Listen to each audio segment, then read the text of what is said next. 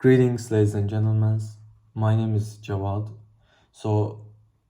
Today I want to represent my application about assignment 2. So, as you see that there are some files used to generate the running of the code. So first of all, I want to start with the country class. So as you see that it locates in the top of the source code. And it also it implements serializable interface. So inside of this class, we have some fields, constructor, and methods that are used to done encapsulation. And we also have countries.csv file under the data folder. It's this file, and it includes the file of country class, like ID, country, population, continent, and so on, this kind of field. Firstly, we create an important constructor to initialize the country class. As you see, it's this. But the main problem is we cannot directly read the data from the countries.csv file, because the data in this file is separated by comma. Because of this, we have parse from I want to show that. We have parse from method, and it has input parameter like string object. So inside this method, we have array of strings, as you see that, and the name of this array is properties. And we get this array using object.split, as you see that, and pass the comma as delimiter. In countries.csv file, all data is written sequentially. ID, country, continent, population, and so on. So while splitting, they will be in sequential order. Thus, the first element of array is ID, the second is name, and third is continent, and etc. We can now return country constructor passing ID, name as input parameter. Then we have parse2 method. Yes, it's the inside of the country class, as you see that. I'm sorry.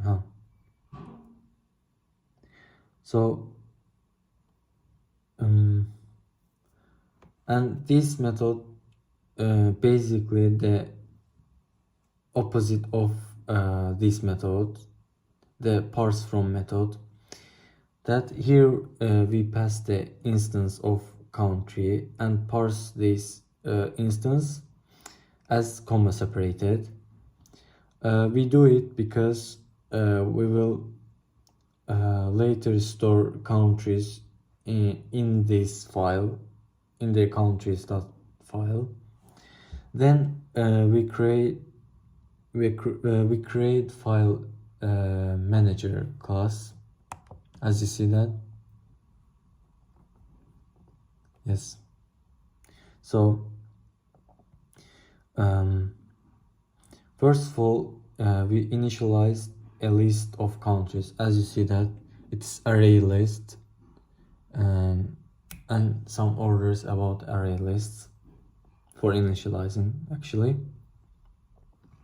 So then we create load countries method, as you see that. So, and it is used to return the list of countries. So inside this method, using the scanner, we read the file line by line and using parse from, and we every time create new country instance and using add method. So we add them to our list of countries. Then we have save countries method. I want to show the highest there.